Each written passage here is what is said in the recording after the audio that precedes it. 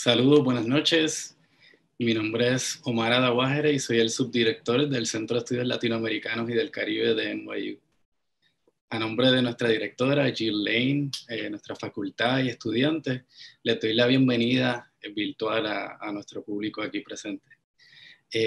Al igual que a nuestras distinguidas y distinguidos invitados y a nuestra colega y presentadora de esta noche, la profesora Sonia Ospina, quien estará presentando la charla titulada Liderazgo Indígena para el Cambio Social, lo que nos enseñan las lideresas indígenas de Colombia. Esta es la segunda charla del segundo semestre en el que presentamos estos talleres y charlas que son parte de la iniciativa de estudios colombianos Colombia, pasado, presente y futuro. Es una colaboración entre nosotros, CLACS, NYU Wagner y la Universidad del Rosario en Colombia. Esto obviamente pues, nos llena de mucha felicidad poder continuar con esta iniciativa.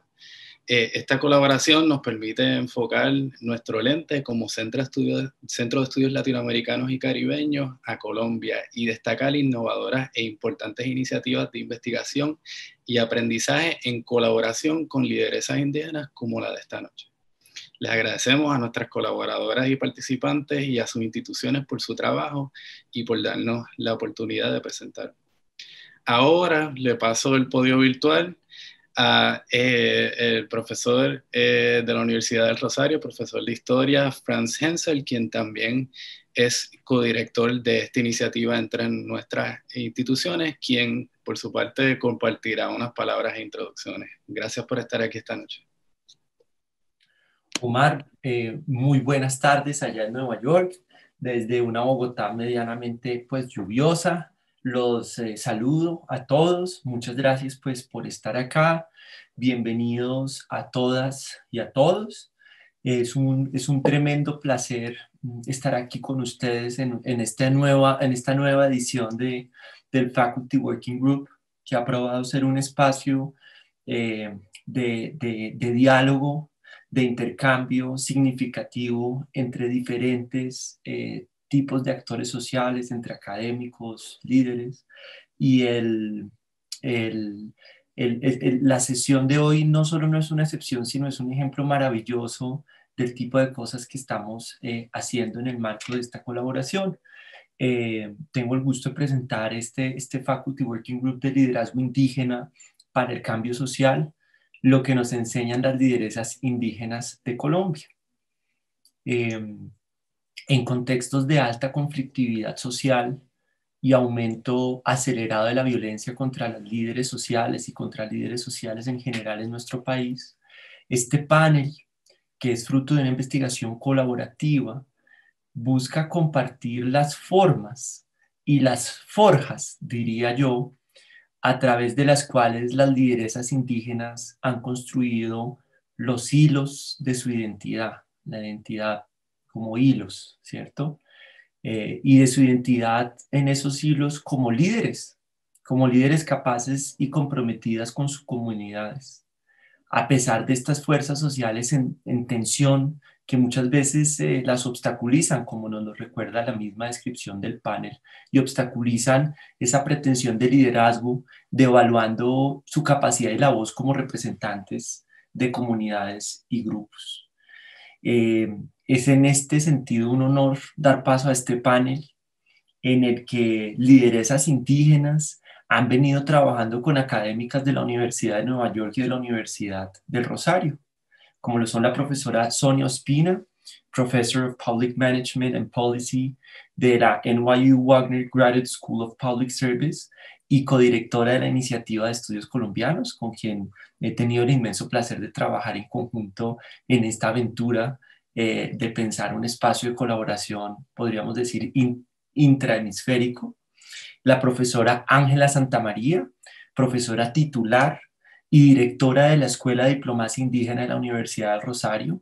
Además, debo decir, una de las artífices de esta iniciativa y una de las cómplices en el sentido de que esta iniciativa vaya tomando tanta fuerza y vaya creciendo pues como un arbolito pues. Mariana de Santibáñez, candidata doctoral del programa en Public Administration de Wagner School of Public Service, y Dunel Muelas, mujer arhuaca y joven investigadora de UR Intercultural de la Universidad del Rosario, con quien también he tenido el inmenso gusto de trabajar en diferentes iniciativas. Es un panel de lujo. Les invitamos, por favor, a todos ir elaborando, ir hilando, les decía con lo de los hilos de la identidad, sus preguntas desde el inicio y no dejarlas para el final. Muchas veces uno va teniendo reacciones y nos gustaría irlas escuchando, irlas anotando. Por lo menos en mi caso, que como moderador voy a ir dando paso pues a estas preguntas, sería bellísimo si desde el inicio podemos hacer este intercambio. Y este evento, vale la pena recordar, está organizado por la Iniciativa de Estudios Colombianos, que tiene este subtítulo de Pasado, Presente y Futuros. Y paneles como este lo que nos invitan precisamente es a imaginar esos futuros posibles a través de ejemplos de liderazgo y de formas de liderazgo que tenemos que iluminar cada vez más en iniciativas como la presente. Y ha sido una colaboración entre la Wagner School of Public Service, el Centro de Estudios Latinoamericanos y Caribeños de la Universidad de Nueva York, otros grandes cómplices en esta aventura, y diferentes oficinas e instancias y profesores de la Universidad del Rosario.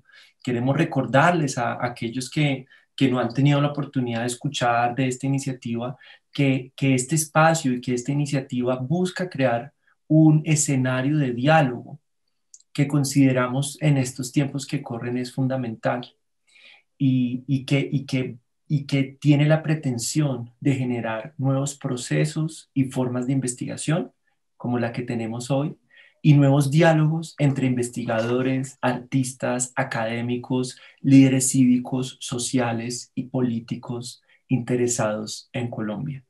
Digámoslo de una manera u otra, estamos cansados de escucharnos para no decir nada, y más bien lo que busca este espacio es generar estos escenarios de diálogo pues significativo. Como ven, este panel, y en este momento quisiera ya darle el escenario pues virtual, pasarle a la profesora Sonia Ospina, pero este panel con el que ahora los dejo encarna muy bien el espíritu de la iniciativa, y por eso es para mí un honor hacer esta presentación y moderación de este Faculty Working Group. Entonces, sin más preámbulos, Sonia, muchísimas gracias, y muchas gracias a Mariana, a Dunén, a Ángela por hacer parte de esta nueva división del Faculty Working Group. Muchísimas gracias, Franz, por tan bella introducción. Les quería decir, me invitaron a mí, o yo me comprometí a presentarme en esta ocasión, y yo le pedí a mis colegas que me acompañaran, por lo que hacemos una investigación colaborativa. Entonces, los errores u horrores son todos responsabilidad mía, mientras que el éxito es de todas. Quiero empezar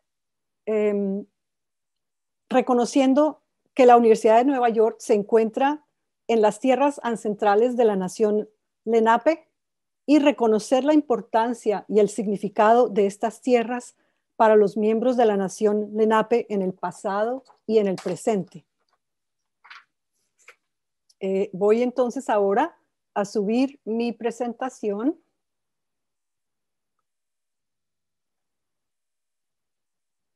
Y empezarla.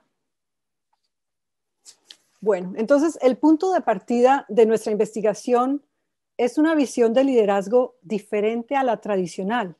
Es de la idea tradicional de que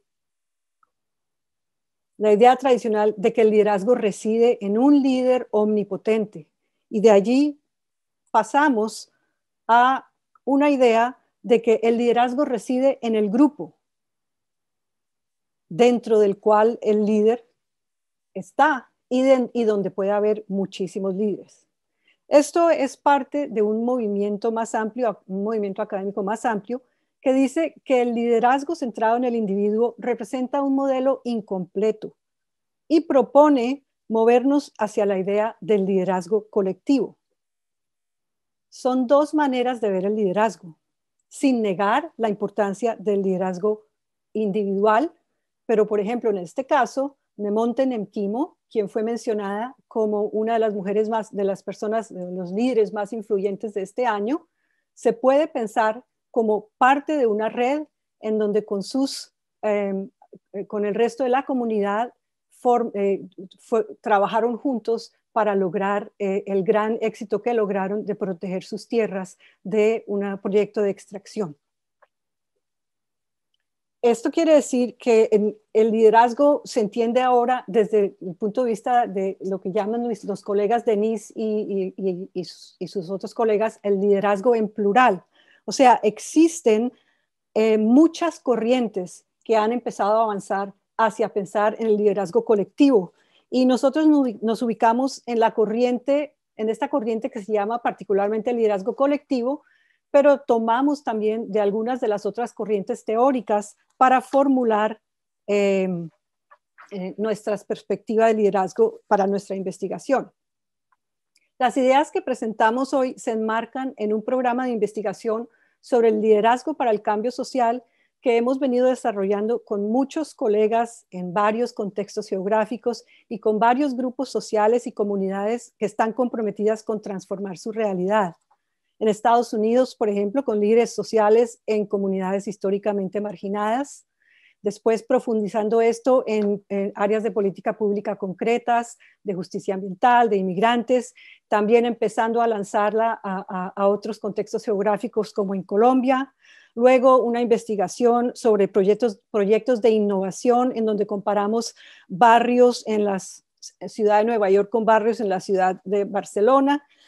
Y finalmente llegamos al objeto de nuestra presentación, una colaboración con la profesora y colega Ángela Santamaría de la Universidad del Rosario y otras colegas que ya Franz ha presentado y que yo presentaré un poco más adelante. Entonces pueden ver, se trata aquí de casi 20 años sobre el liderazgo, pensando sobre el liderazgo para el cambio social, y si a eso le juntamos los más de 15 años de Ángela pensando y trabajando con mujeres indígenas en Colombia, pues existe bastante detrás de lo que les vamos a contar. Basadas en este trabajo, les presento aquí lo que será nuestra definición del liderazgo para que sirva como ancla para esta presentación. Ustedes ven, es un liderazgo que le pertenece al grupo. El liderazgo es la labor conjunta de un grupo para dar sentido a sus vivencias y generar dirección y compromiso que transforme sus esfuerzos individuales en logros colectivos para buscar el bienestar común. Ello significa que el liderazgo para el cambio social tiene esa misma connotación, pero ahora considerando la condición de exclusión e injusticia social como punto de partida de su trabajo, de su labor de liderazgo. Y obviamente el líder o lideresa es quien convoca e involucra a otros de una manera intencional para generar los liderazgos de esos otros para que contribuyan al resultado deseado. En este caso, para que contribuyan a cambiar el mundo. Como podemos ver entonces, son dos maneras de ver el liderazgo, cada una con unos presupuestos diferentes. Y en el liderazgo colectivo, el líder individual no desaparece, pero su significado ciertamente cambia. Entonces, este proyecto se basa en una metodología que debe reflejar estos nuevos presupuestos de liderazgo colectivo, que es la investigación colaborativa. Es una metodología bastante flexible que toma muchas formas. Puede ser colaboración entre varios investigadores, puede ser colaboración entre académicos y otros actores. En el caso nuestro, tenemos colaboración entre varias instituciones de regiones geográficas distintas, con disciplinas variadas y al mismo tiempo colaboración con comunidades y líderes particulares. La investigación colaborativa también varía en términos de la participación de los actores en las distintas etapas de los procesos de investigación y también en la profundidad de la participación, pero las características generales son las mismas en todas. Primero, Es investigación que busca generar conocimiento para la acción de manera rigurosa. Es una investigación que respeta diversos tipos de conocimiento y de experticia. En particular, la experiencia es fuente de conocimiento válido y ese es el punto de partida. Tercero, el nivel de participación y el involucramiento de los distintos actores que participan es negociado. O sea, se puede lograr una división del trabajo con varios roles de participación, pero siempre que sea negociado entre iguales. Y finalmente, representa un esfuerzo de democratización de la investigación, donde nuevas manos y nuevas voces que antes han estado ausentes del objeto de investigación empiezan a tomar un papel importante. En este caso, el objeto de investigación siendo el liderazgo de mujeres indígenas. En esta presentación participamos 4 de los miembros del equipo de investigación. Las otras 3 que no están aquí, quiero mencionarlas muy particularmente. Está Michelle, que es una colega indígena de la Universidad de Melbourne, en Australia. Está Nazaret, que es una colega indígena del pueblo Witoto, en el Amazonas. Está Silky, que es una colega coreana que se encuentra ahorita de profesora de la Universidad de Singapur. Y ustedes escucharán de las otras 4 que estamos aquí, que son Ángela y Dunen de la Universidad del Rosario y Mariana y Sonia de la Universidad de Nueva York. Trabajamos con lideresas que como parte de su trabajo de liderazgo han empezado a participar en el Foro Permanente de los Asuntos Indígenas de las Naciones Unidas. Hoy nos vamos a referir a uno de los 2 artículos que estamos escribiendo sobre este trabajo que llevamos 4 años construyendo. También vamos a referirnos a la investigación realizada con las 2 colegas indígenas que forman parte de esta investigación y que ya mencioné, que son Dunen y Nazaret. Aquí en esta foto aparece Dunen con otros colegas en el foro. Bueno, solo me resta para terminar mi parte contarles sobre el foco de nuestra investigación. Sin embargo, antes de hacerlo, quiero hacer un ejercicio con ustedes para que puedan apreciar mejor la importancia y la complejidad de nuestra pregunta de investigación. Les pido entonces que por un momento se centren en ustedes mismos. Piensen, ¿quién soy yo? ¿Cuál es mi identidad? ¿Quién define mi identidad? ¿Quién soy? ¿Cómo me defino yo a mí misma? Les doy un momento para pensarlo. ¿Listos? Ahora les voy a hacer una serie de preguntas para complicarles la vida. Piense un momento en una identidad con la cual usted nació. Por ejemplo, yo digo mujer. Alguien puede decir indígena. Entonces piense en una identidad con la cual usted nació. ¿Listos? Piense en una identidad que usted escogió. Por ejemplo, yo escogí ser profesora y esa es una identidad bien importante para mí.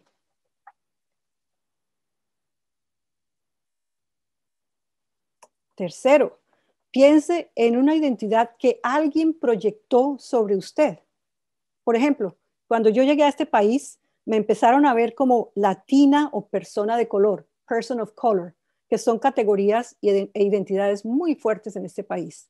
Y yo miraba para un lado a ver a quién era que decían. Ahora ya he incorporado esa identidad. Piensen entonces en una identidad que alguien les proyectó a ustedes.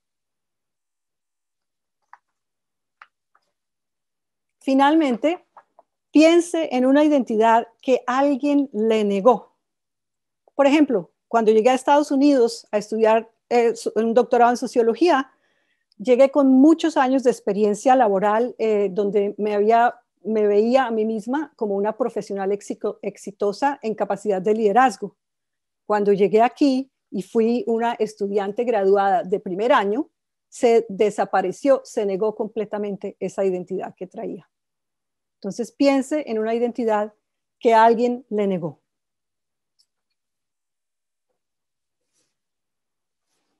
Bueno, espero que tengan una idea de estas 4 preguntas.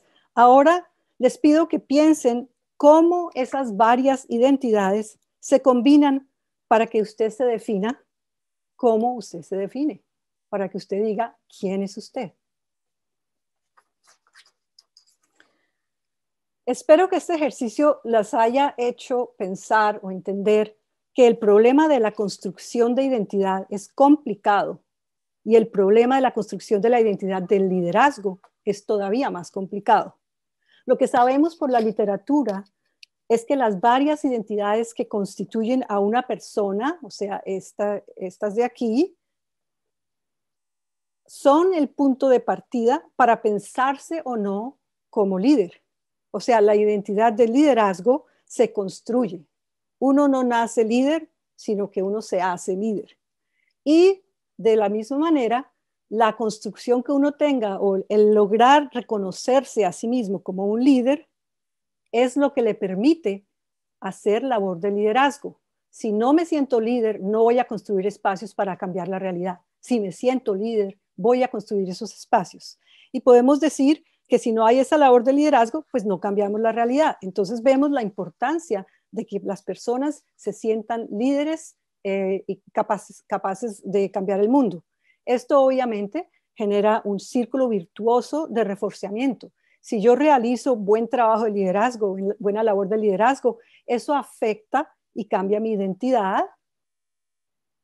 Y al cambiar mi identidad, cambia también mi reconocimiento como líder. Se puede mejorar, se puede empeorar, se puede volver más profundo. Y esto afecta mi capacidad para realizar labor de liderazgo.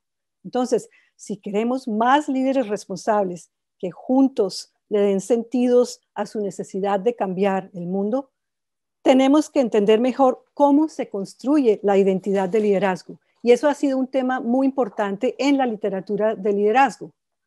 Entonces, aquí está la pregunta de investigación que motiva el trabajo de los 4 años que hemos hecho, o parte del trabajo, porque tenemos otro proyecto paralelo.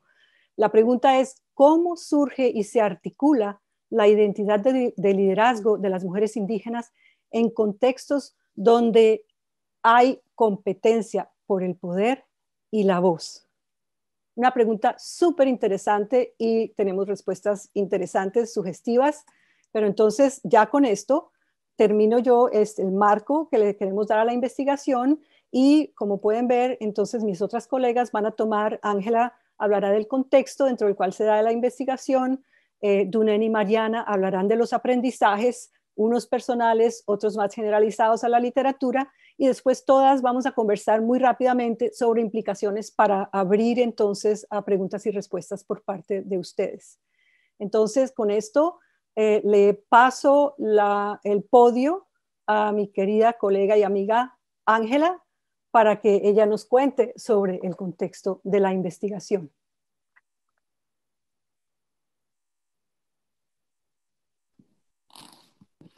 Buenas tardes para todos y para todas. Voy entonces a compartir algunas diapositivas con ustedes, pero no me deja compartir las diapositivas. Melissa, ¿le puedes dar permiso, Ángela?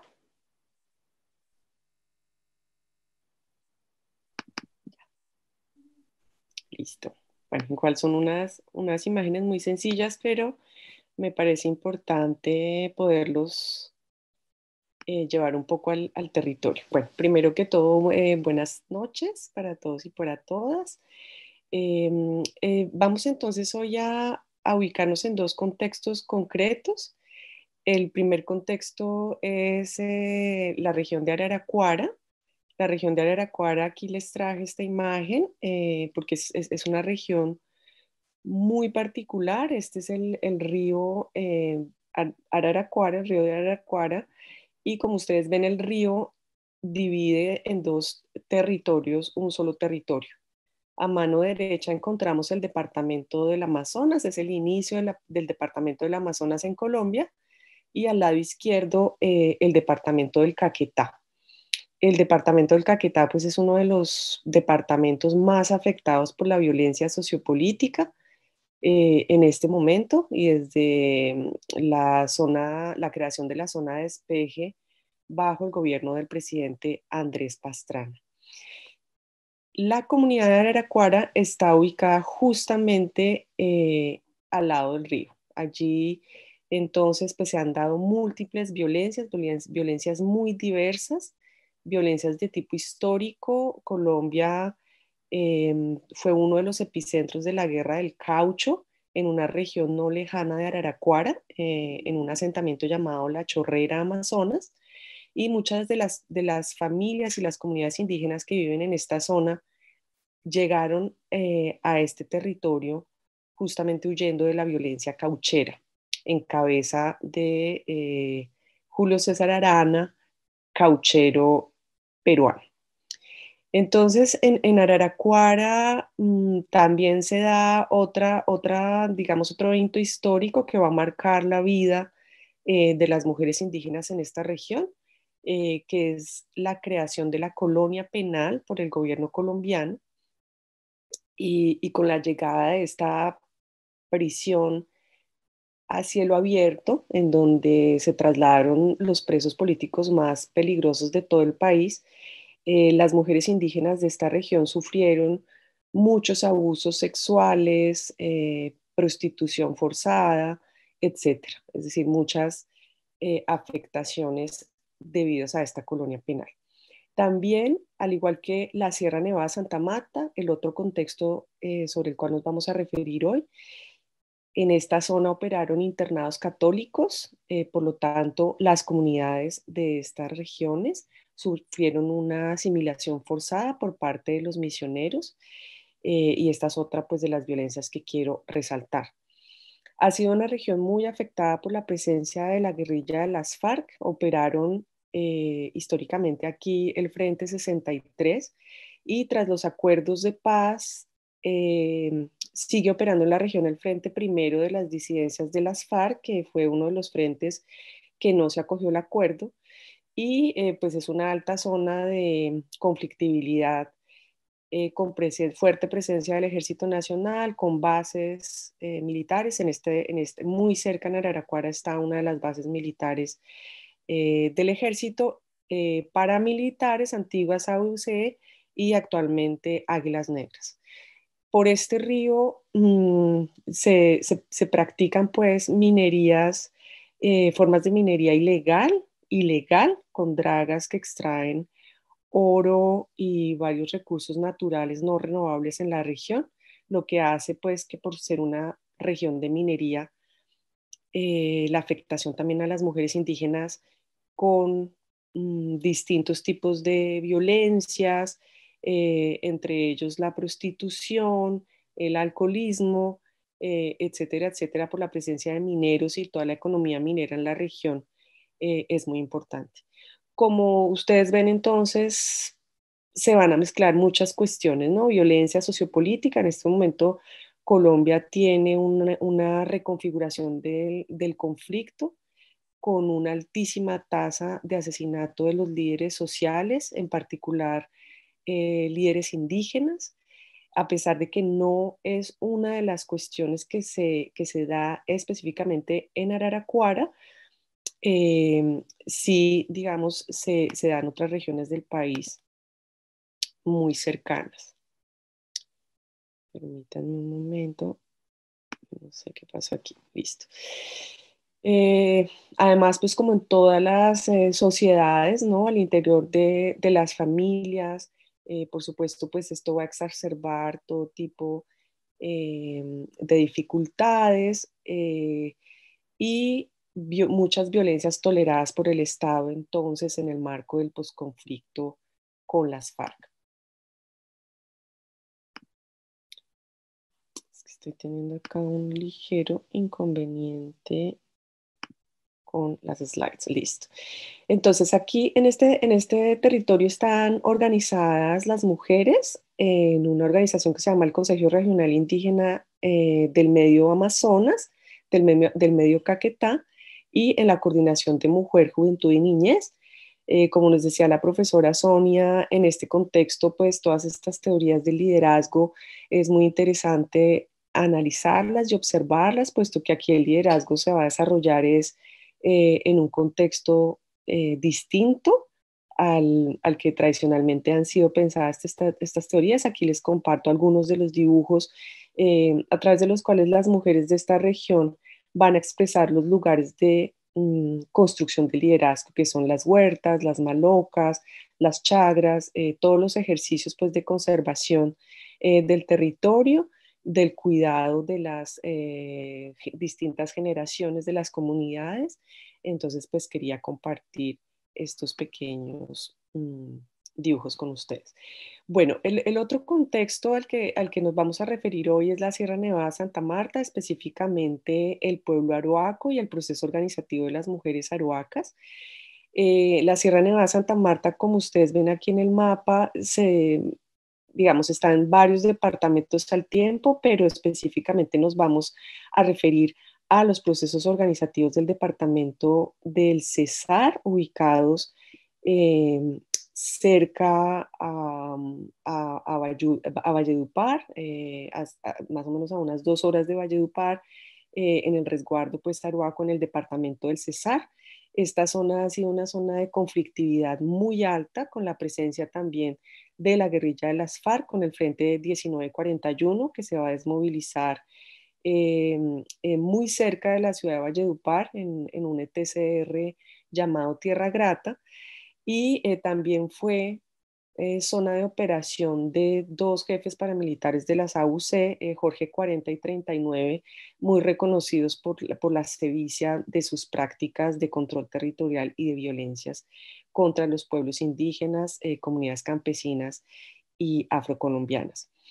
También existe presencia y operaciones por parte de la guerrilla del ELN, y en este momento la Sierra Nevada de Santa Marta está siendo afectada por una violencia, podríamos llamarla neocolonial, asociada al extractivismo, con una pluralidad, una multiplicidad de licencias ambientales para la explotación de los recursos naturales ubicados en la Sierra Nevada de Santa Marta. Por supuesto, esto ha exacerbado pues todas las violencias al interior de las comunidades, la fuerte presión de la colonización por ubicarse en una región de frontera agrícola, y estas distintas violencias pues son toleradas por el Estado colombiano en el posconflicto, y ubicamos en las dos zonas todas las violencias estructurales desnudadas por el COVID-19 actualmente. Aquí les comparto una de las fotografías del proceso de mujeres, el proceso de mujeres del pueblo aroaco bajo la coordinación de Alcira Izquierdo. Agrupa mujeres de distintas comunidades de la Sierra Nevada de Santa Marta. También un proceso muy poderoso, muy fuerte, que tiene pues muchas dimensiones, de las cuales Dunen Muelas nos va a compartir. Aquí comparto con ustedes uno de los dibujos también generados por las participantes de estos procesos, en los que vemos también que se trata de un liderazgo pues desde el territorio, y un liderazgo colectivo muy interesante. Ya para darle la palabra a mi compañera Dunen, entonces el otro contexto en el que nos encontramos, el lugar de observación y de acompañamiento de estos procesos de liderazgo, es el Foro Permanente de las Cuestiones Indígenas en las Naciones Unidas. Este es un espacio creado para el relacionamiento de alto nivel entre organizaciones indígenas y los gobiernos del mundo en el marco de las Naciones Unidas. En este contexto hemos acompañado 4 misiones internacionales de 2 de las protagonistas de hoy, nuestra compañera Dunen Muelas, mujer aruaca y representante de este increíble proceso de liderazgo colectivo del pueblo aruaco, y Nazaret Cabrera, mujer indígena huitoto de Araraquara, y representante del proceso de mujeres del CRIM. Aquí en esta foto pues vemos a las 2 lideresas haciendo sus participaciones en la Asamblea General del Foro Permanente, y durante estas visitas y misiones hemos visto cómo se han desarrollado sobre todo en 4 ejes de acción. El cambio climático, todas las discusiones alrededor del cambio climático, la niñez y juventud indígena, las mujeres indígenas y pues todos los temas relacionados con los conflictos y paz. Entonces los dejo ahora con Dunen Muelas.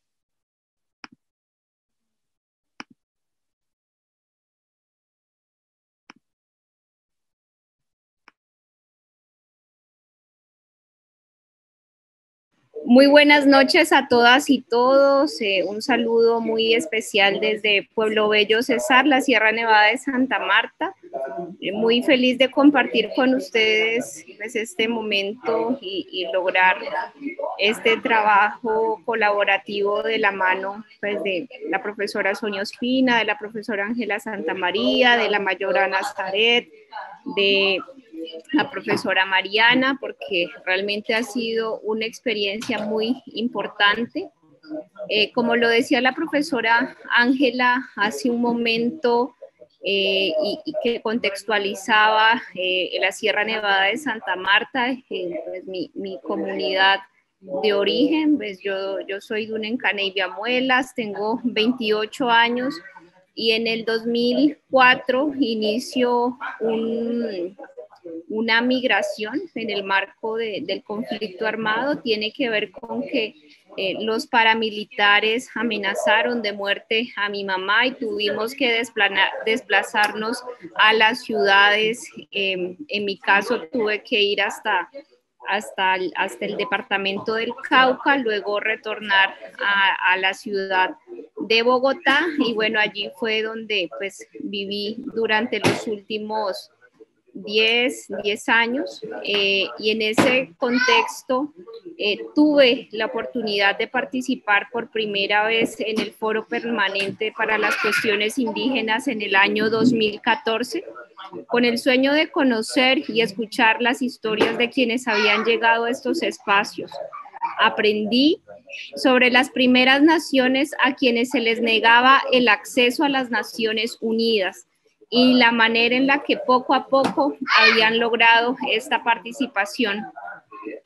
También porque parte de la formación que recibí en la Escuela Intercultural de Diplomacia Indígena de la Universidad del Rosario tenía que ver con esa dimensión internacional, espacios como el Foro Permanente para las Cuestiones Indígenas, el Mecanismo de Expertos y la Relatora Especial para los Derechos sobre Pueblos Indígenas. Entonces, este espacio fue muy importante para conocer la historia, para saber cómo eran las formas de participación de los pueblos indígenas en estas instancias.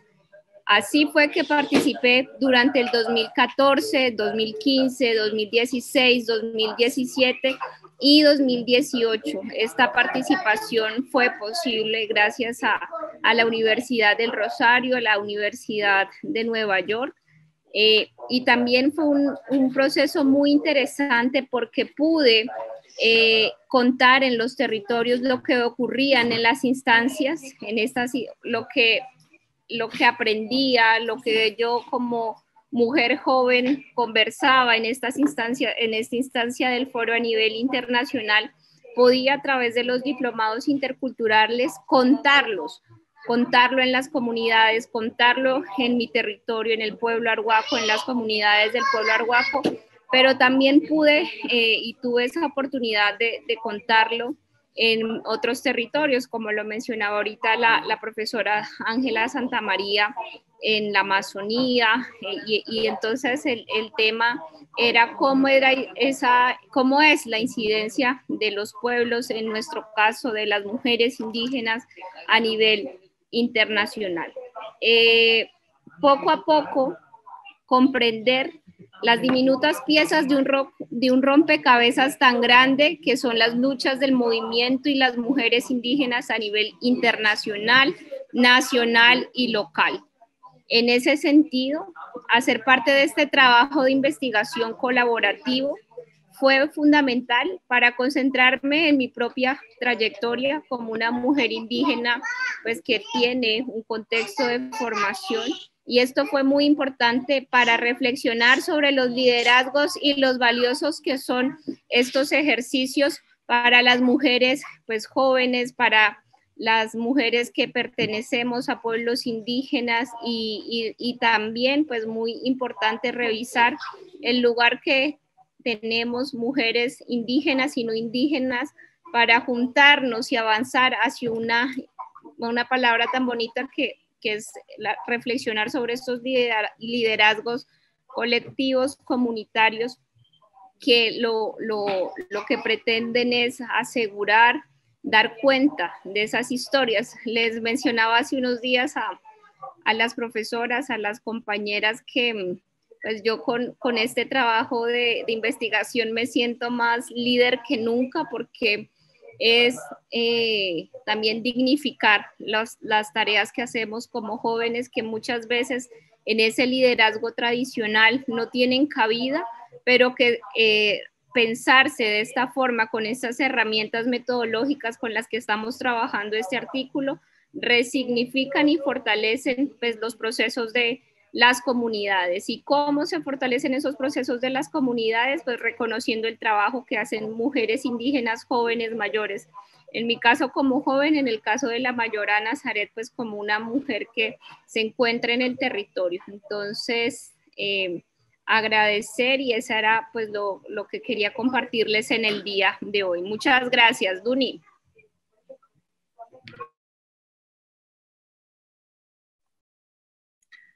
Gracias, Dunen.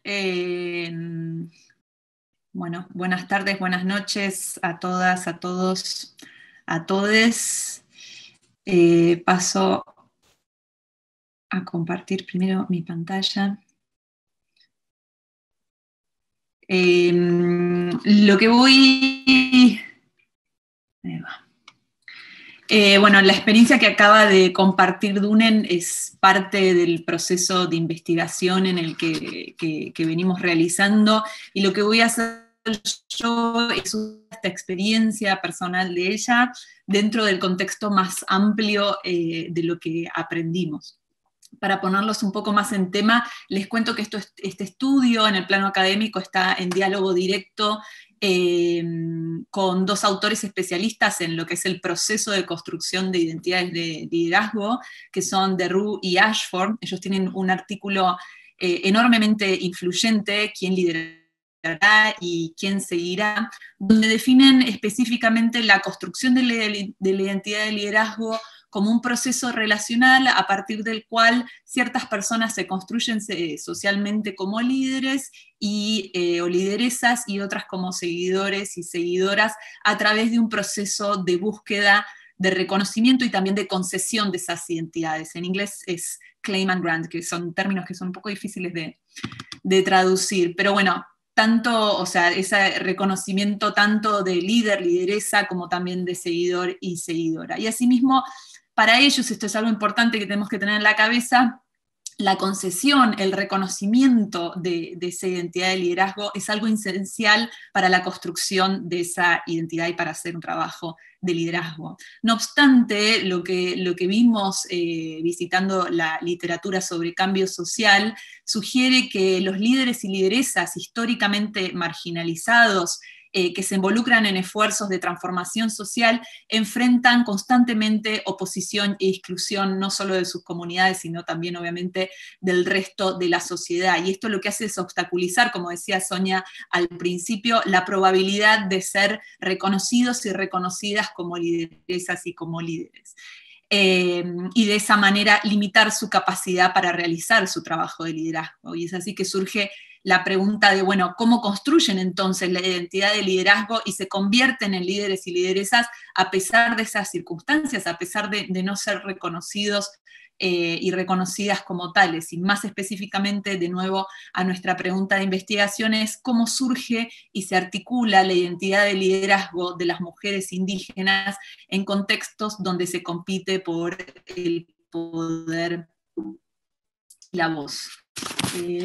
No sé por qué no puedo pasar de slide. Ahí estoy. Bueno, perdonen por la simplicidad del gráfico, pero sirve para visualizar de qué se trata este proceso. Lo que encontramos es que lejos de asemejarse a un proceso lineal entre dos personas que se reconocen entre sí como líder, lideresa, seguidor, seguidora, la construcción de la identidad de liderazgo es mucho más compleja. Una primera sensación la habrán tenido con las preguntas disparadoras del ejercicio que hizo Sonia al principio. Y es mucho más compleja porque se da a través de diferentes contextos y esferas de influencia, desde el plano primero de uno mismo, consigo mismo, familiar, comunitario, pasando por organizaciones locales, nacionales, y terminando en contextos internacionales como pueden ser el del Foro Permanente de Asuntos Indígenas de la ONU.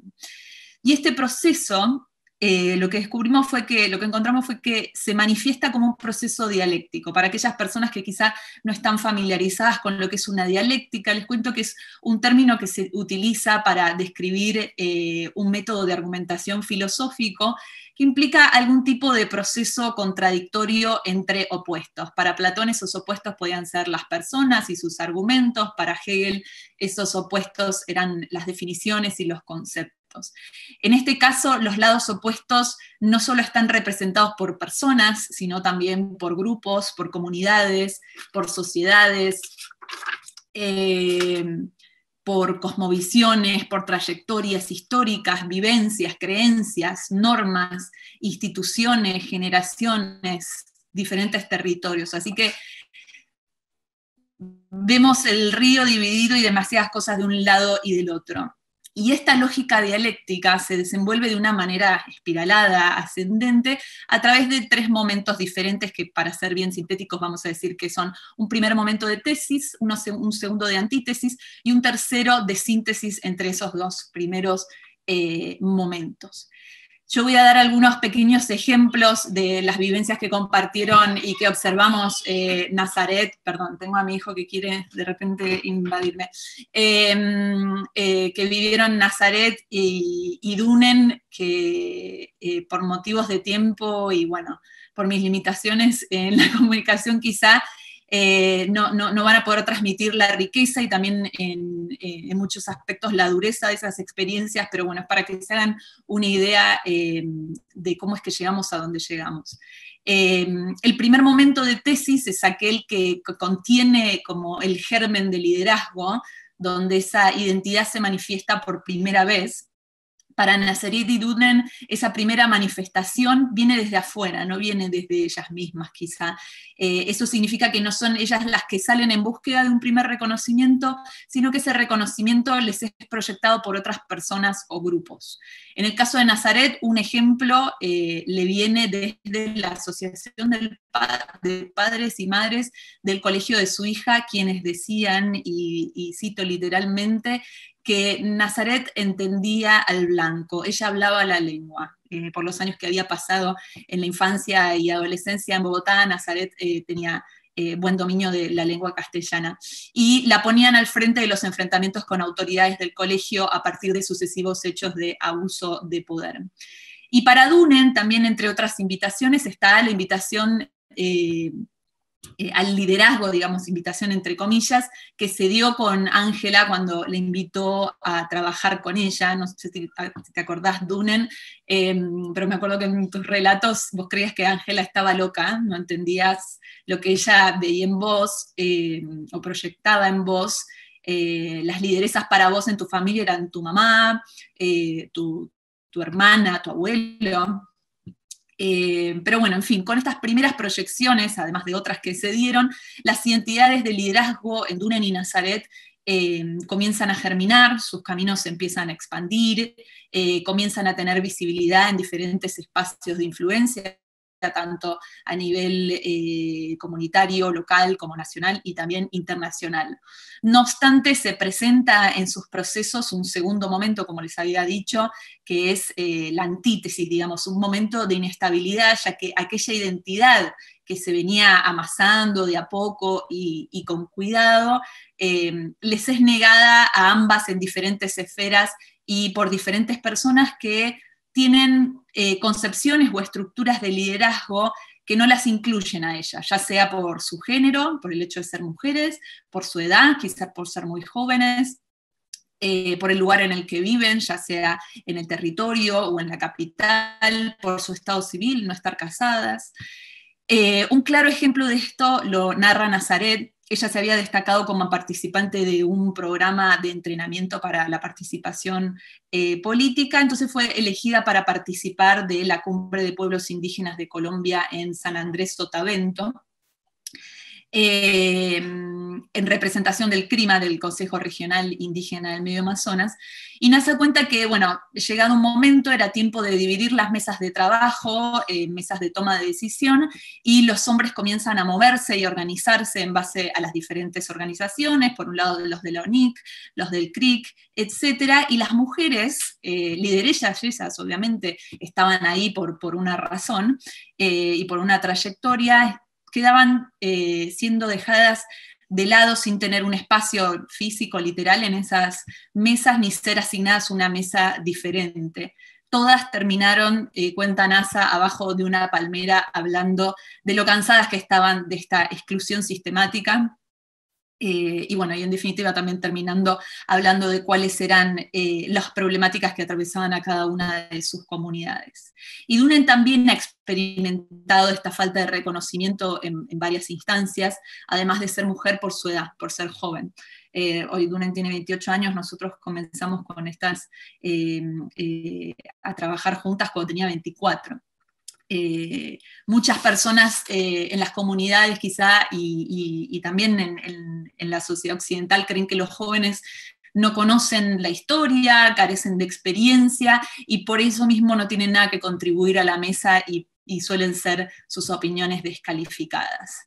No obstante, más allá de las frustraciones, de las vivencias laberínticas con las que se ven enfrentadas y que enfrentan constantemente Dunen y Nazaret por ser de vuelta mujeres, jóvenes, vivir en el territorio, vivir en Bogotá, no estar casadas, tener poca o mucha educación, ellas no abandonan su trabajo y por tanto continúan alimentando sus identidades de liderazgo en espacios alternativos, por espacios que tengan estructuras de liderazgo quizá que las puedan integrar a ella. Por ejemplo, lejos de verse Nazaret abatida por la exclusión que había sufrido con otras mujeres en la mesa de decisión del evento de San Andrés de Sotavento, junto con otros grupos de lideresas que también pasaron lo mismo que ellas y que se reconocían entre todas ellas como lideresas, decidieron comenzar a seguir de cerca a los hombres en sus reuniones. Y acá la cito a NASA, que decía, para entender de qué hablaban, para escuchar y aprender lo que nosotras no sabíamos. Estábamos asustadas porque no entendíamos lo que los hombres teníamos que prepararnos. Entonces nosotros interpretamos esta búsqueda como una forma de reivindicar aquella identidad que le fue negada. Este es el tercer momento del proceso, esa síntesis que capta la unidad de la oposición entre las dos primeras instancias, la fe incipiente que quizá la asociación de padres le tuvo en un inicio, con la negación que sufrió de su identidad de liderazgo en este evento. Este tercer momento es el resultado de la transición de esos dos momentos. Y así como Nazaret toma, por ejemplo, impulso el reconocimiento de otras lideresas, Dunen también lo hace en una instancia de la Universidad del Rosario, a la cual pertenece.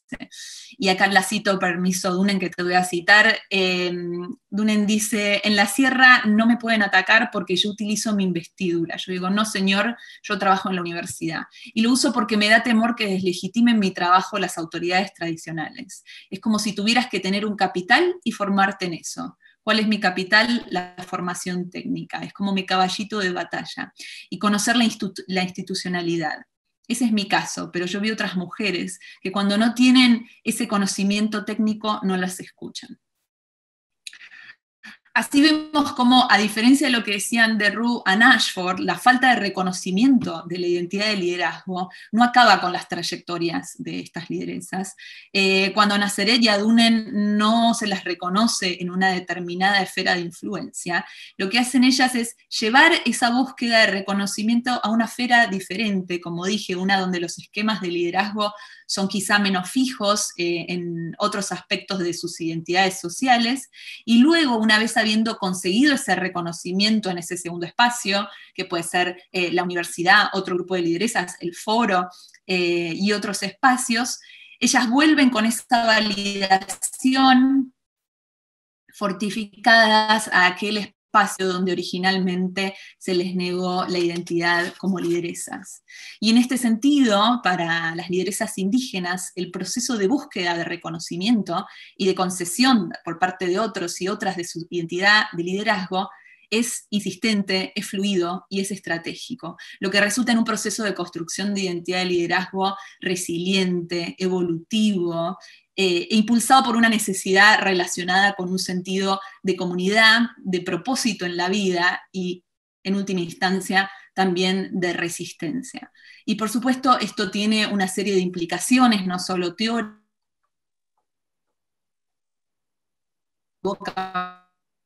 implicancias prácticas y también pedagógicas. Así que si les parece, Sonia, te dejo la palabra nuevamente. Muchas gracias, Mariana. Sí, como dice Mariana, las implicaciones de lo que hemos aprendido son bastante grandes.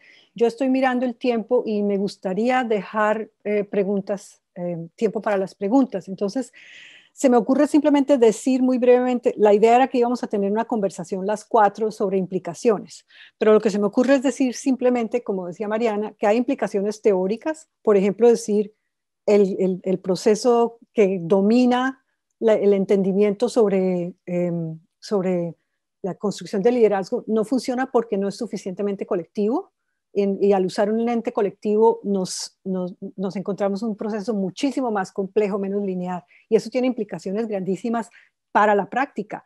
¿Cómo formamos líderes? ¿Cómo generamos programas que le permita a las mujeres entenderse como líderes, a pesar de, por ejemplo, las mujeres indígenas, entenderse como líderes a pesar de los modelos de liderazgo más tradicionales? Se me ocurre que si les interesa, hagan preguntas sobre esas implicaciones y nosotras las respondemos en ese contexto, para darle más tiempo a algunas de las preguntas que ya están ahí. Y entonces Mariana, Dunen, Ángela y yo estamos pendientes y respondemos si les interesa que hablemos un poco más de las implicaciones que hemos pensado que tiene esto, las implicaciones prácticas. Franz, entonces dejo en tus manos. Bueno, vamos, mientras empiezan a salir una serie de comentarios, preguntas, yo tengo varias y les voy a hacer como un chapetón, como una lluvia pues, de preguntas.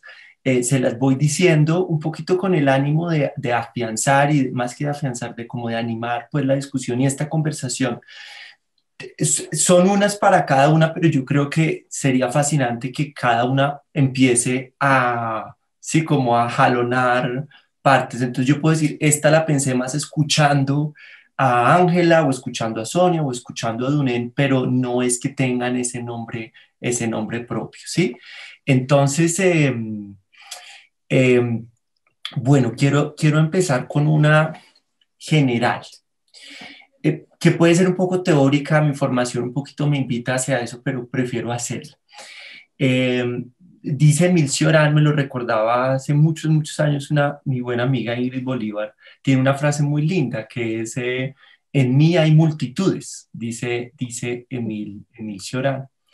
Y cuando escuchaba a Sonia en ese proceso como de problematización de la identidad, de ese poner en discusión la identidad misma y a pensarla como una cuestión porosa, cambiante, con una historia, de ahí las preguntas que nos hacía precisamente ese el objetivo. Y escuchando también a Mariana esta idea de la identidad del liderazgo web.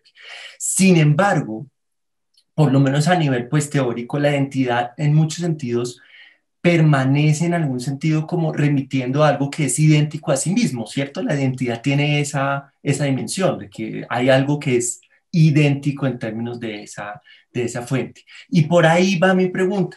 Yo no sé si, solo para provocarla, sé que en el campo de ustedes hay mucho escrito sobre precisamente esta idea de la identidad del liderazgo, pero en vez de hablar, no podríamos hablar de como de subjetividades del liderazgo, porque es que la invitación de la subjetividad tiene algo que a mí me parece particularmente maravilloso y es que precisamente no apela a lo idéntico o precisamente no apela a algo que tiene que tener una identidad, una cierta coherencia, sino a esa explosión. Y escuchando a Dunén, escuchando lo que dice Mariana, escuchando lo que nos recuerda Ángela, las capas, digamos, de esas identidades son muy fragmentadas. No hay en sí mismo, digamos, una identidad, sino más bien como unas subjetividades de liderazgo que van forjando un hilo muy particular. Entonces, yo no sé, o sea, yo no sé si la subjetividad pueda o no ser una avenida para pensar esa pluralidad en la experiencia misma del liderazgo, porque de pronto la identidad puede tender a ser como esa camisa, un poquito de fuerza para pensarlo. Esa es una pequeña, como que quisiera, digamos, como escuchar ustedes cómo lo ven. Una que mientras escuchaba a Ángela, la fui como cultivando, pues, y es, Ángela nos recordó estos dos contextos muy particulares, el de la Araraquara y el de la Sierra Nevada, y sería bellísimo si nos puedes un poquito mostrar cómo se han tejido esas memorias de colonización cauchera en el caso de la Araraquara, de colonia penal, narcotráfico, como esas experiencias superpuestas en las historias de liderazgo indígena. Es decir, me parece muy interesante que puedas como cuál es el sello propio que esas experiencias y que esas capas de experiencias, que esas capas de conflictividad y de violencia le están dando a las historias de liderazgo indígena. Dicho de una forma, ¿no? Entonces, ¿de qué manera esos contextos concretos forjan y le dan un cierto sabor único a la experiencia de liderazgo indígena o no? Esa es una pregunta como que me surgió mientras escuchaba pues a Ángela. Para Dunén esta puede ser un poquito más, yo no sé, como escuchando, sentía como, quisiera como escuchar como qué ejercicios o experiencias concretas fueron fundantes en la forja de tu liderazgo, ¿cierto? Y era como una cosa ya que como conozco también el proceso, bueno, etcétera, como en qué momento tú empezaste a pensarte y a definirte como una mujer líder indígena. O sea, ¿en qué momento? Porque según lo que nos cuenta Mariana, uno dice, no, yo líder, pues no, hay otras personas. O sea, ¿en qué momento fue ese clic? ¿Y en qué lugar? O sea, ¿qué pasó y qué sucedió para eso, no? Y sería en esa línea también interesante escuchar, pues, esas diferencias generacionales en la definición y práctica de liderazgo indígena, ¿no? Un poquito para Mariana y también, pues, para Dunén misma, ¿en qué momento, no? Escuchando también pues como a Mariana, me preguntaba esto de qué ha limitado y posibilitado esa subjetividad de género que en algún momento la mencionaste en los casos de liderazgo, ¿no? Como esta construcción, digamos, de debajo de la palma, de la conversación, entonces, claro, por fuera de, pero entonces, pues, digamos, eso también delimitó unas posibilidades de acción práctica en el liderazgo. Entonces, pues sería interesante escuchar desde esa perspectiva tú, cómo lo ves. Y atado a eso, para Dunén y para Mariana, como hablaron, especialmente Mariana, de estos espacios alternativos de liderazgo. Sería interesante, creo, para el público también conocer cuáles son. Tú nos diste una puntada y especialmente qué tan efectivos terminaron siendo, ¿sí? ¿Qué tan alternativos son? Que son tan alternativos que no tienen un tipo de incidencia o qué tan próximos terminaron siendo en esto. Entonces, pues, por ahí dejo, digamos, algunas de estas preguntas y pues para iniciar un poquito la conversación, ¿no?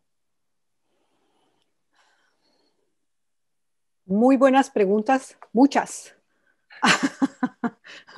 Muchas, Franz, pero excelentes. Yo solamente voy a decir sobre la primera, no voy a elaborar porque eso es una conversación interesantísima.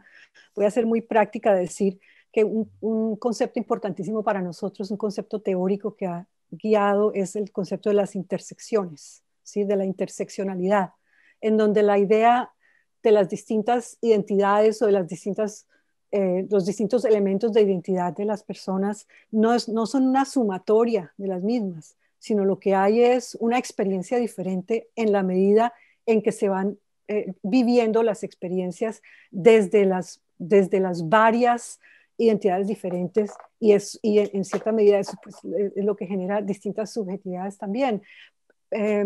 Pero nosotros partimos de la idea de identidad más que todo porque esa es la gran discusión, el gran debate en la literatura del liderazgo, ¿sí? En este momento de transición entre una literatura que continúa siendo muy individualista, en donde la identidad se entiende como fluida, pero fluida en el sentido de que entre un líder y un seguidor se da una interacción, pero no se entiende como fluida desde la perspectiva como de una construcción social de las propias subjetividades. No se entiende como que es algo que se alimenta lo uno a lo otro, no es constitutivo, ¿sí? Y nosotros aquí, y la teoría de la interseccionalidad trae muy a la colación esta idea de que unas cosas generan las otras, ¿sí? Y la realidad se genera a sí misma en la medida en que se van dando las interacciones y la gente va entendiéndose y creando el significado que necesita crear para ser quien es y para poder estar en el mundo desde allí. Entonces, pues, voy a parar ahí simplemente porque pues, podríamos tener 20 minutos, una hora en esa historia, pero me parece importante resaltar la cuestión de las subjetividades y valdría la pena que lo siguiéramos pensando nosotros como grupo, ¿no?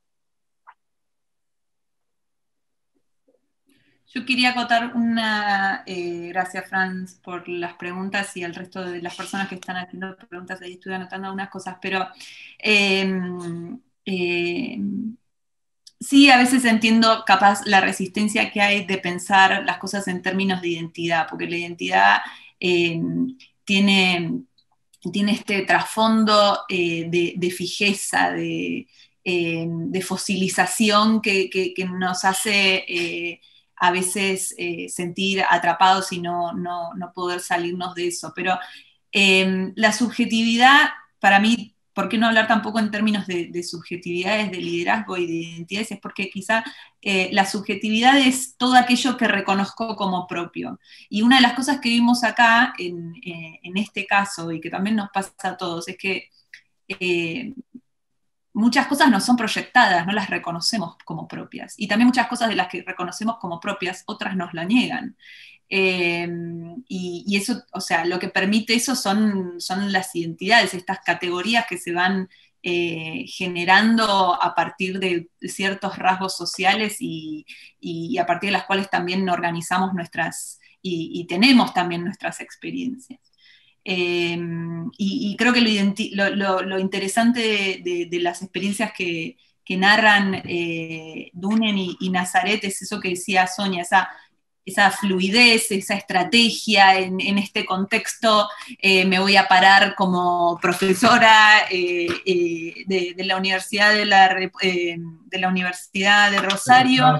En este contexto me voy a parar como mujer indígena, en este otro me voy a parar solo como mujer, en este como mujer latina indígena, como nos permite, no sé, jugar un poco más y no quedarnos con lo que otros proyectan sobre nosotros. Y creo que eso es muy importante para pensar en el desarrollo del liderazgo, ¿no? Porque genera agencia, o sea, nos permite ver que no estamos en una cárcel de la cual no nos podemos salir. Con buena estrategia y con buen entendimiento de algunas cosas es posible tener ese impacto. De acuerdo, de acuerdo.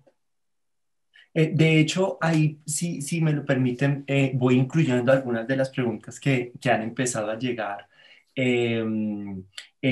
Tocando ese punto que ha señalado Sonia, hay una pregunta que acá podríamos abordar y es: ¿qué condiciones se requieren para avanzar esta nueva perspectiva de liderazgo?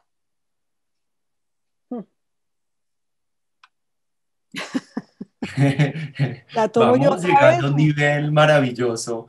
Precisamente por eso, ¿no? Ya hemos rescatado esta idea de un liderazgo no estático. Yo sigo insistiendo en que esas características, esa posibilidad de la agencia, esa multiplicidad de la acción, es mejor capturada desde la subjetividad y no desde la identidad. Pero eso es un rollo mío.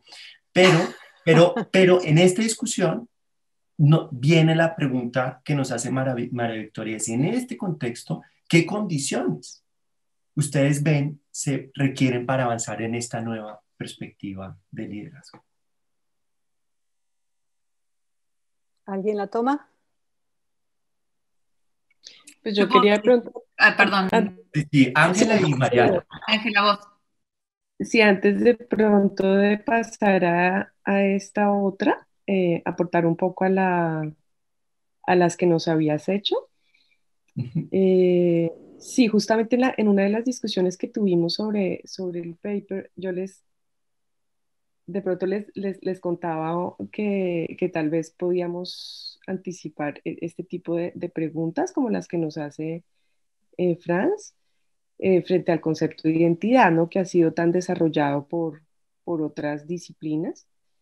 Em, Sin embargo, creo que más allá de esta tensión entre identidades o subjetividades, me parece interesante que las mujeres hablan en términos de identidad, ¿sí? Que ha sido como una de las apuestas y es cómo se autodenominan las mujeres y cuáles son esas categorías que surgen en las conversaciones, en los ejercicios. Tal vez Dunet nos puede como aportar allí. No sé si tiene que ver con la altísima presencia de historiadores y antropólogos en los territorios indígenas. Puede ser, y menos, o sea, habría que hacer como una genealogía o si tiene que ver más también desde las lenguas propias indígenas, tanto Aruaca como Huitoto, y cómo se nombra desde la lengua misma este concepto de liderazgo o el concepto de identidad, ¿no? Era como una primera defensa del por qué No, apostar también a este concepto.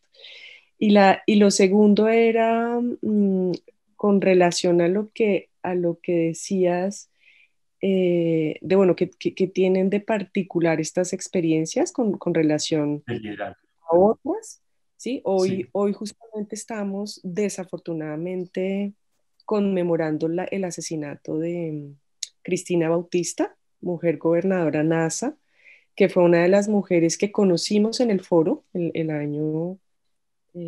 años pasados, y fue una de las mujeres que habló directamente con la relatora especial de las Naciones Unidas, ¿no? Y yo creo que una de las cuestiones que atraviesa el liderazgo indígena de mujeres en América Latina, pero sobre todo en Colombia, es esta violencia sociopolítica exacerbada, ¿no? Desafortunadamente es una de las características y que, sin embargo, también comparte con otras, digamos, prácticas de liderazgo en la región, con México y desafortunadamente con Guatemala y Honduras, que tienen niveles de violencias no equivalentes, pero sí similares. Eh, Toda como tú decías, este caleidoscopio de violencias, ¿no? Es realmente sin fin, ¿no? Y se regeneran, se reconfiguran, y esto hace que por ende son mujeres que tienen que generar unas prácticas unas agencias, unas resistencias de igual manera caleidoscopares, ¿no? Entonces, yo creo que eso es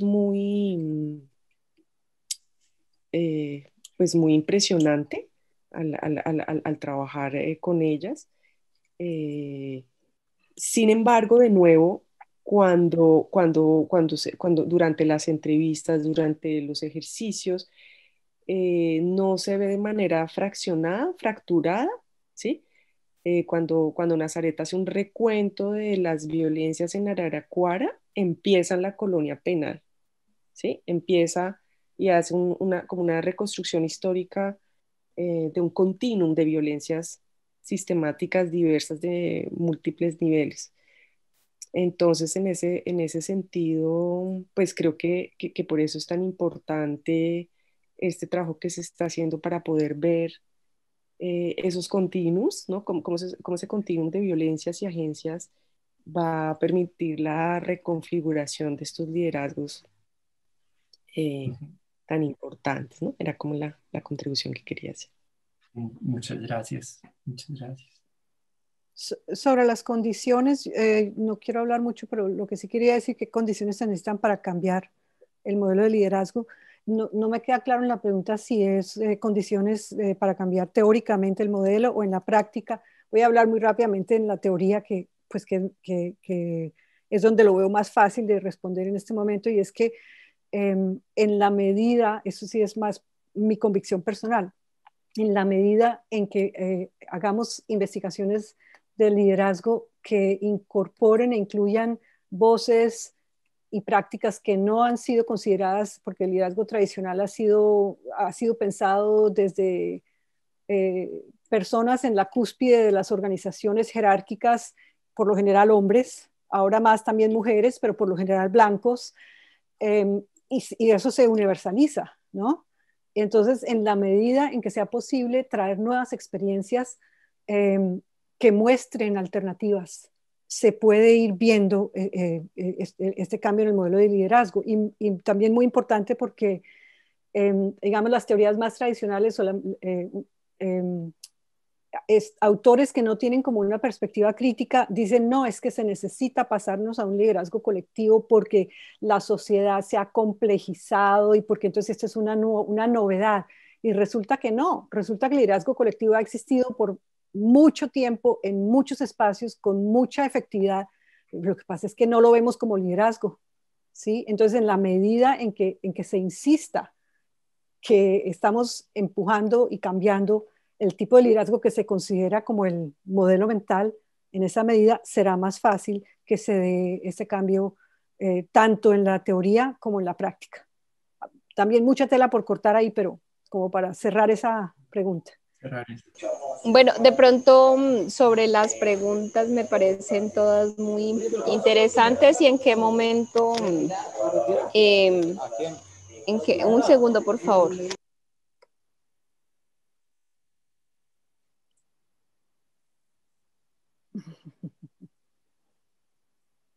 Bueno, Franz me preguntaba algo sobre en qué momento pues hay ese clic de sentirme líder, y es que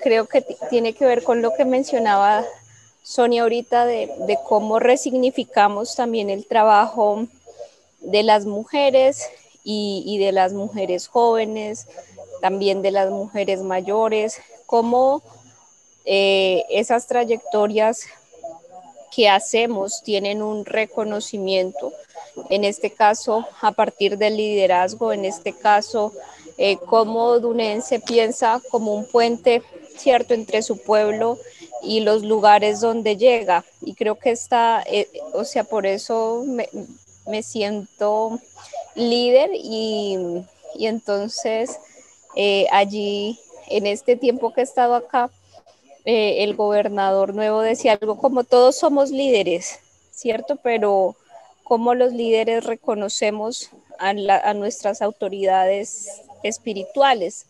Y entonces esta distinción me parece importante en la medida que somos líderes porque tenemos agencia, porque como parte de un colectivo tenemos mucho que dar en los lugares en los que nos encontramos. Pero además, ¿cómo es esa relación de nosotros como sujetos colectivos, pero también mujeres que hacemos parte de esas comunidades allí? Creo que nunca, o sea, esa identidad no desaparece independientemente si yo soy joven o soy mayor. Y creo que pues esto es lo que se intenta representar en este trabajo de investigación. Ahora, sobre la pregunta de cómo, o sea, cuáles son esos elementos para que, no sé, puedan, esto es algo muy general que voy a decir, pero, o sea, ¿qué es eso que nos lleva a ser líderes o que nos lleva, yo creo que la pregunta más bien es todo lo contrario, ¿no? Desde afuera, ¿cómo es que estamos reconociendo esos saberes, esas agencias de las mujeres que están en contextos comunitarios y territoriales? En este caso encontramos a 2 universidades, a seres humanos, mujeres, con unas preguntas específicas diciendo, pero ¿cómo es posible que en la academia no reconozcan a estas mujeres que llegan al foro permanente año tras año con unas historias dificilísimas? ¿Y cómo es que no es liderazgo esto? ¿Por qué no puede ser liderazgo? Entonces, como que la reflexión la miro como no cómo lo logramos, sino cómo desde afuera reconocemos, nos adecuamos nosotros para reconocer esas diversidades que hay en el liderazgo, un poquito.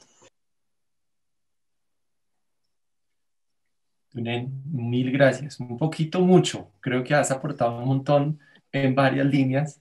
Sé que Mariana tenía un par de contribuciones. Creo que alcancé a ver Es por una ahí. Sí. muy chiquita práctica a las condiciones que se requieren para avanzar en el liderazgo colectivo, y si bien Sonia hizo, Sonia y Dunen dijeron algo, quiero decir algo desde el lugar que me toca vivir. No pertenezco a ningún colectivo organizado para el cambio social. Sí creo que me siento igual identificada con el colectivo feminista de cualquier lugar en donde caigo parada.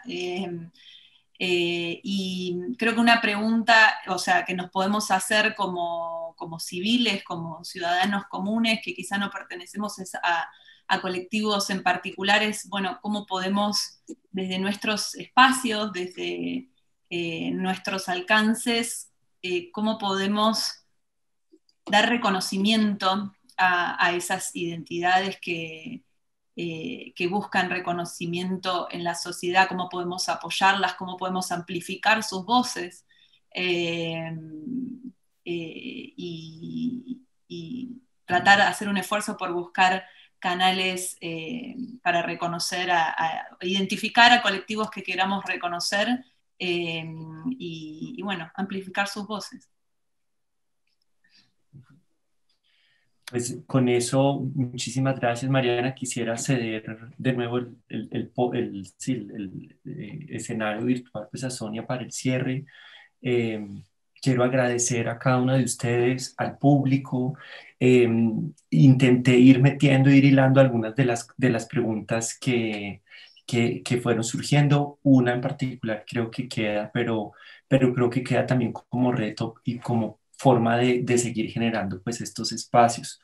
Hablamos de una manera u otra de este carácter poroso de la identidad y en esa, decía Ángela, defensa, que me parece muy interesante. Si las mujeres indígenas mismas hablan de identidad, ellas mismas se posicionan desde esa manera, pero de cualquier manera en ese carácter poroso, múltiple, que con unas historias pues propias de la identidad, de agencias y resistencias, y en esa posibilidad de el liderazgo colectivo y en ese rasgo de la agencia en el marco del liderazgo colectivo. Por ahí surgieron un par de palabras que me parece importante rescatar, esa idea de identidades y acciones caleidoscópicas. Que vale la pena pues tenerlo, y esos cruces cada vez más complejos que le dan pues digamos precisamente el sabor a esta noción complicada y tensa de la identidad, y es cruces obviamente con capas de género y también capas generacionales, y todo esto obviamente le trae complicaciones afortunadas a la noción misma del liderazgo colectivo. De hecho, una de las preguntas que nos hace tiene que ver con eso. No la podemos responder, pero me parece muy interesante como conclusión, y es con todo esto que hemos venido diciendo y con esas complicaciones, ¿será que sí o no, nos pregunta María Victoria, deberíamos pensar en otro concepto que genere otra narrativa, nos dice María Victoria? Incluso añadiéndole el colectivo, nos dice ella, de pronto se queda un poquito limitado esta noción de liderazgo colectivo para echar a andar lo que tenemos. Entonces, esa no quería pues dejarlo, porque creo que es una muy buena manera de hacer el cierre pues de este conversatorio, sin antes pues agradecerles que me hayan permitido hacer este ejercicio y de darle pues ya digamos como de retornar la palabra para el cierre a Sonia. Bueno, muchísimas gracias, Franz, por esa facilitación tan excelente. Quedamos con muchas dudas, pero quiero agradecer muchísimo, muchísimo a Mariana, a Ángela y a Dunen, quienes no se comprometieron, como yo sí me comprometí a decir, bueno, yo hago el siguiente Faculty Working Group. Y cuando me senté a pensar qué voy a decir, dije, yo no puedo decir esto sola. Esto lo tengo que decir con las colegas porque esto lo hemos pensado juntas, ¿sí? A pesar de que cada una trae su propia historia y su propia trayectoria, pero quiero apreciar muchísimo que ha sido un trabajo colectivo, ¿sí? En donde nos hemos ido distribuyendo el liderazgo en distintas formas, en distintos momentos, y eso pues lo agradezco infinito, y agradezco infinito la generosidad de compartir conmigo este espacio. Y finalmente, porque no puedo dejar de decir, ¿por qué seguir usando el concepto de liderazgo? Hay que seguirlo usando hasta, hay que buscar una alternativa al liderazgo individual, que es el liderazgo colectivo. Entonces ahí buscamos un lenguaje un poquito diferente, pero al mismo tiempo, si no usamos este concepto, sigue estando apropiado por los mismos y las mismas. Y eso no lo podemos permitir, ¿sí? Esa apropiación hay que desapropiarla. Entonces, en el momento en que estamos como en esta transición del liderazgo entendido, centrado en el individuo, a un liderazgo mucho más colectivo, pues nos toca resistir y apropiar esos espacios que todavía existen, y en esa medida ir buscando esas nuevas narrativas. De pronto en el futuro no necesitemos la palabra, pero mientras tanto, especialmente para que mujeres indígenas puedan sentirse suficientemente capaces y dispuestas a hacer lo que tienen que hacer, necesitamos la palabra. Creo que con eso cierro. Muchísimas gracias a todos los participantes también por habernos acompañado, y pues queda pendiente para que sepan y lo busquen en las páginas del CLACS. El semestre entrante tendremos 3 eventos en este Faculty Working Group con otros colegas que también serán importantes e interesantes para escuchar. Gracias a todos, gracias al Centro Latinoamericano por el apoyo y por la colegialidad en trabajar con nosotros en esto. Omar, ¿cierras tú? O por lo menos dices adiós tú. Sí, seguro, pues gracias ¿verdad? A todos los participantes y a la audiencia, y pendientes a las próximas actividades del Working Group, que bueno, testimonio del gran trabajo que están haciendo, y por lo que ya hemos visto en los diferentes Working Groups, pues vienen muchos temas muy interesantes y muy buenos, así que pendientes ahí en la página de CLACS. Muchas gracias. Gracias. Chao.